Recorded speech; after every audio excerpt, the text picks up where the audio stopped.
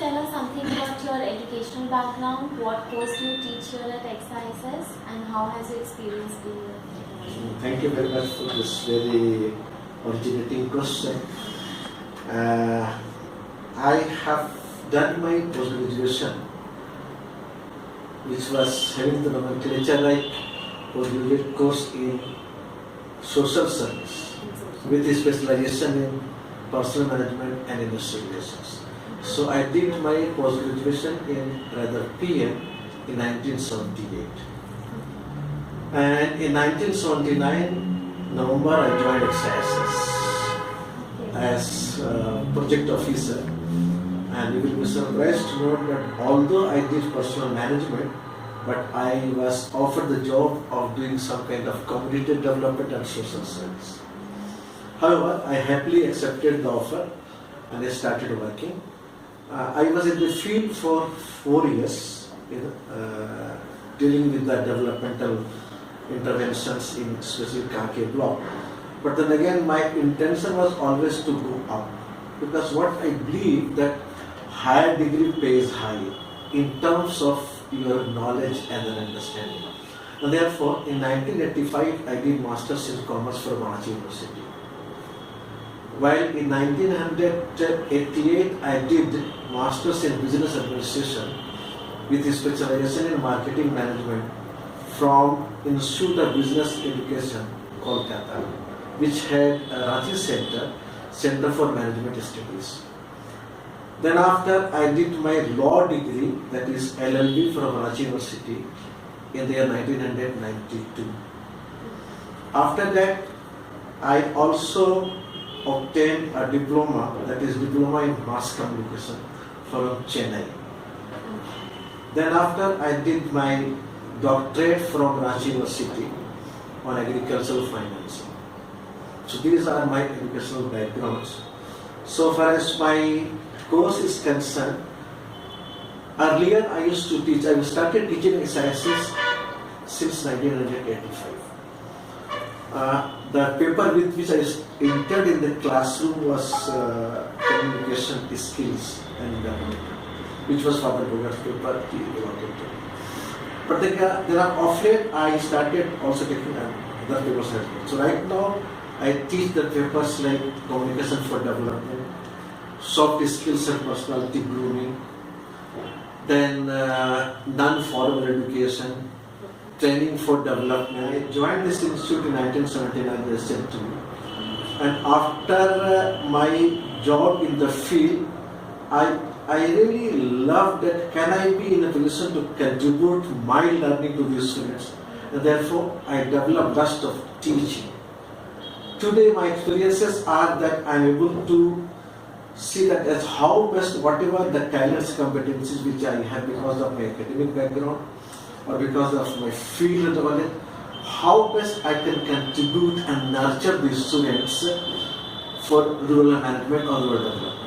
So my experience says that perhaps it is a time which perhaps is important for me that to give back to the society by way of teaching and making the students learn. They will be ultimately developing the cycling process of helping others. This is what is the market.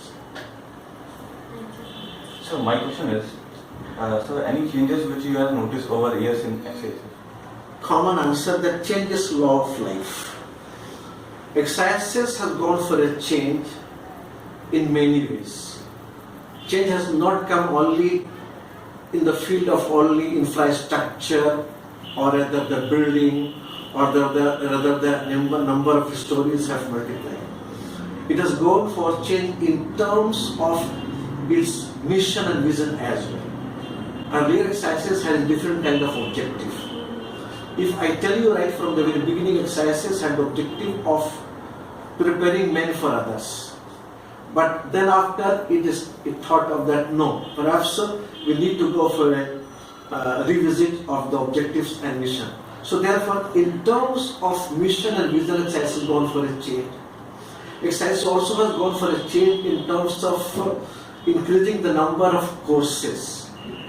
The earlier course was only personal management and rural development. But then again, of late, several other courses have come on. So what I see that exercises are gone for a change in terms of understanding and reading the needs of the country and the masses. What kind of need the country requires. Accordingly, exercises wants to offer its services by preparing the professional. But at the same time, exercises also gone for a change in terms of some work for the societies. That is called outreach program. And therefore, today exercises has gone for a many-fold of activities. Multidisciplinary activities are going on, along with academics, along with postgraduate courses, developmental interventions are also going on. But at the same time, exercise also has gone into the activities of research and planning, publications, then again working for the downtrodden, working for the upliftment of the NGOs. So in this way, change is found to be everyday happening in exercises. What are your views about the CSR, and what do you think about the 2% limit? Do you think this is enough for huge multinational companies to just contribute 2% of its profits for CSR activities? First of all, it is very important to understand, as there is much hue and cry is going on about the terminology of CSR. Is it something which talks about corporate social responsibility, or does this mean that the corporate has got some kind of accountability for the people who are giving their labor for the company, and therefore there should be some kind of return for their families and the society. So therefore, what very important thing is the CSR should be redefined in terms of not only responsibility, but in terms of accountability towards society and its upliftment. This is one very important thing. More, it's not that 2% or less than 2%. Even if it is 2% becoming mandatory because of the government India's, the act has come up, it is going to bring a huge amount of money. How judiciously, in a planned way, that 2% is going to be spent by the corporate world for the upliftment of society is more important rather than increasing the percentage only. Because percentage can give more scope of bringing huge money. But so what? Unless and until there is seriousness and commitment in the corporate, that how best 2% and even less percentage of money is spent for the changes in the quality of life of the people and connecting with whatever is the emphasis given of the government of India today. If government of India talks about skill promotion, can this 2% money be spent on skill promotion? Can this 2% money be spent for Swachh Bharat Abhiyan? Can this 2% money can be spent for any other developmental program? So that is why seriousness and accountability in spending that money judiciously is more important than increasing the percentage. So those who aren't the student of RN, how can they contribute to the society through CSR activity, not just monetarily? I think it is very important to understand the very objective and focus of the rural management course is to sensitize for the poor and downtrodden. This is what is very important focus of the course. And therefore, if this is the purpose of the course, whether it is CSR or any other organization, if you want to work for the poor, rural management students can work in the NGOs world, can also work in CSR. Since CSR is going to be a platform where there can be a possibility of availing 2% money. How this 2% of money can be used in a professional way, in an approach which perhaps is more going to be need-based. Why I am saying like this? There is a reason. Money should not be spent in terms of bringing some kind of visible changes or infrastructure facilities. What is important is that the rural management students will be able to look at the change in terms of not working for the people but with the people. The moment you talk about with the people, ultimately you will be getting associated with to understand their needs. What are their needs? What are their difficulties? And in the program intervention, those needs and difficulties must be given a place. And then a program should be designed and planned which can be instrumental or can be taken care in proper implementation. Therefore, rural management students can be the right professionals who should come forward in a big way to accept the challenges and offers from the corporate to work for CSR. Thank you so much. Some last question from my side would be, students from the RM department recently went to the University of Antwerp on an exchange program.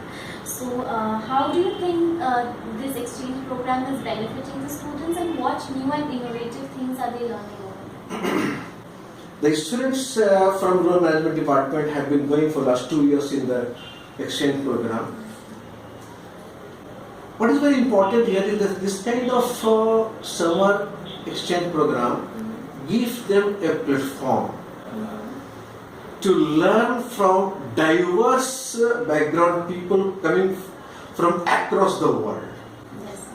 And therefore, they are able to understand, interact and learn from inter-country interactions, inter-country cultural learning, and in this way, how the development the other world is viewing, how the development is viewed by India. And therefore, this kind of exchange program is in a position to broaden the outlook of these students. Okay. Their outlook is changed, their mental horizon is changed, and this ultimately helps to see the developmental issue in a global perspective rather than only Indian perspective. So, what are your views about the government is to launch Mahatma Gandhi National Rural Employment Guarantee Scheme? So, how will it benefit women and unskilled labor? Let me tell you that Manrega, originally is known as Narega, which has come up as out of act in 2005. You will be surprised to note that MG Narega is the single program in the world which has come up by way of act by Government of India to provide wage employment to the people of the country who are jobless or not having any scope of employment to meet their family needs. So in terms of the policy and the program is very beautiful and very decent. But the moment it comes to the stage of implementation, as we know that we are good in planning because our policies are very good, but we fail in our implementations. So that is why, according to my view, all those missionaries, whatever can be the level of the missionaries, they are required to be given proper induction and training as what is the policy, program and objective of Manrega of Government of India, and who are actually the beneficiaries who will be covered under this program. And therefore, as you have rightly pointed out, when we talk about sufferings, in our country especially, the suffering is more of women, whether it is education, health or wage employment. So you will find that along with the offer given through wage employment to the unskilled labor, perhaps women should also be brought into the mainstreaming so that their earning from this kind of scheme can also help not only the family but can help in empowering the women for a better cause of tomorrow. So this is what I have to say. Thank you, sir. Thank you so much. Thank you. Thank you so much for your